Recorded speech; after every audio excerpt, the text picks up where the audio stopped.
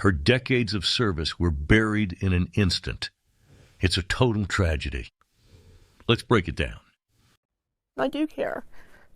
I care about it a lot. Caring is exactly what Diane Crawford says led her to serve the Juniata County School District and subcontract with Rohrer Bus. I don't know what else to do. I get Medicare and Medicaid now and SNAP. I had to go on antidepressants because of this. Crawford says her contract with Rohrer Bus came to a halt on February 1st after she put up this sign which read, "Out of respect to English-only students, there will be no speaking Spanish on this bus." For over 30 years, Diane Crawford was the steady hand on the wheel through the winding back roads of Pennsylvania's Juniata County. She wasn't just steering a vehicle. She was the front-line guardian for the kids in her care. But lately, things started breaking down. A bilingual student began turning her bus into a chaotic environment, using a language Diane couldn't understand to stir up the other passengers. Now, think about this. You're in a massive yellow tube, hurtling down a highway at 55 miles per hour, with a dozen distractions behind you. In that environment, communication isn't a luxury. It's the only thing keeping those kids alive. When a driver can't tell if a student is joking or inciting a riot, the risk of a catastrophe goes through the roof. Diane saw the tension building, and she didn't lose her cool. She didn't scream. She did what any sensible person would do. She grabbed a pen. She tried to bring back the basic standard of the American classroom: one tongue for the safety of everyone. It was a simple plea for mutual respect, but the higher-ups decided to turn that plea into a weapon to destroy her career.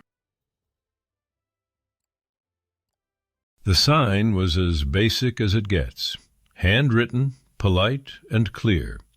It asked that, out of respect for everyone on board, students stick to English. Diane's goal? Keeping command of her bus so everyone gets home in one piece. But we live in an era where common sense is treated like a crime. Within a few hours, a photo of that sign was screaming across the internet. The school district and her employer, Rohrer Bus, didn't see a veteran who had spent half her life serving them. They saw a PR liability. They saw a chance to prove how enlightened they are by punishing an old-school worker. They didn't stand by her.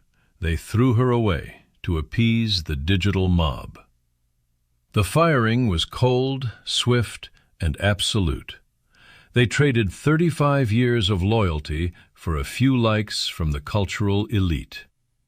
It's a move that sent a massive shockwave through Pennsylvania, proving that your service doesn't matter if you run afoul of the new mandates.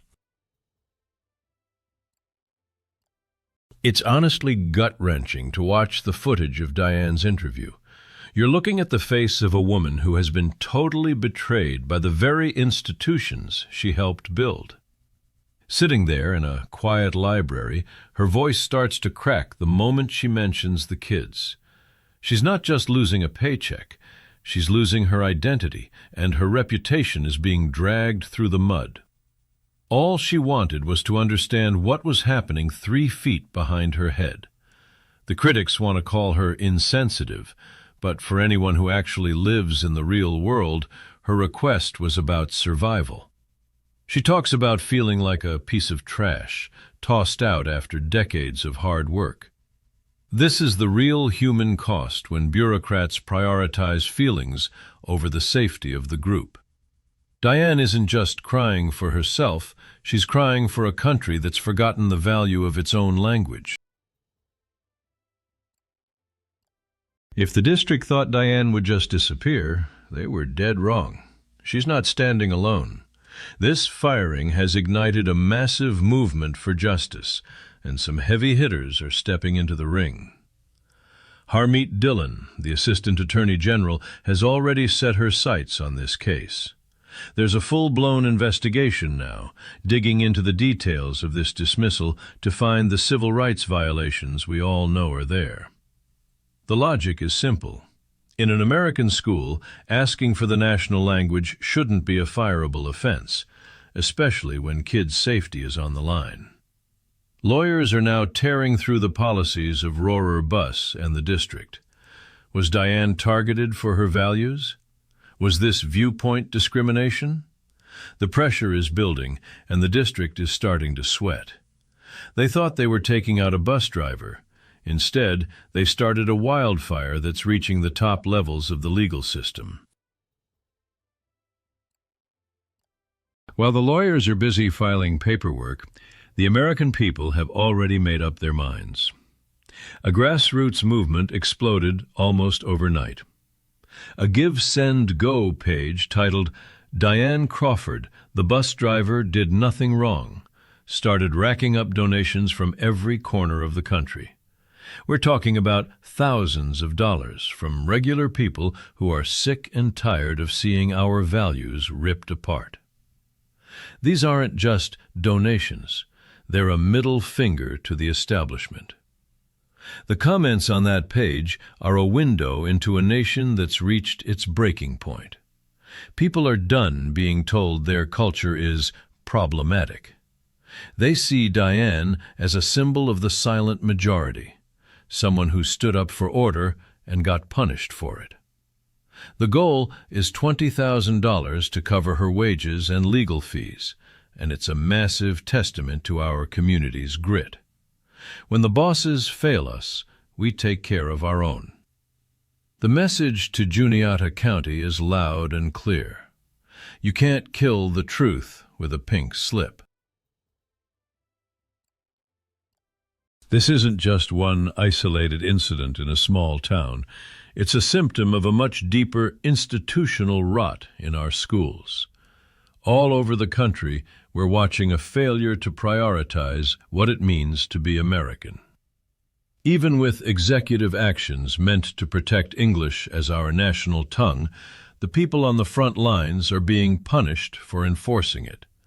We've reached a point where the comfort of people who refuse to assimilate is more important than the safety of the kids. What happens when there's a real emergency? What happens when a driver can't give a life-saving instruction because the students won't speak a common language? That's how tragedies start. By firing Diane, the district just told every student that they don't have to respect the rules or the culture. This is the breakdown of authority, plain and simple. If we don't protect women like Diane, the very fabric of our communities is going to rip apart. The road ahead for Diane Crawford is going to be a long one, but she's got a hell of a lot of company on the journey. This case is a massive litmus test. Will the courts actually protect workers who hold on to traditional values, or will they cave to the ideological mob? We've got to stay sharp. We have to back the people who are willing to stand in the gap, even when they're facing total ruin.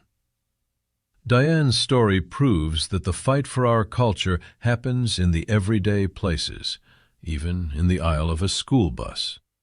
It's time to demand that our institutions come back to reality. We're rooting for Diane in this legal fight, and we owe her a debt for 35 years of service. She lost her job, but she's earned the respect of a nation that is finally opening its eyes. This is a strike against the people trying to divide us, and a win for everyone who still believes in American unity. The fight isn't over, and the truth isn't going anywhere. This report is complete, but the fight is just beginning. Subscribe now to stand with us.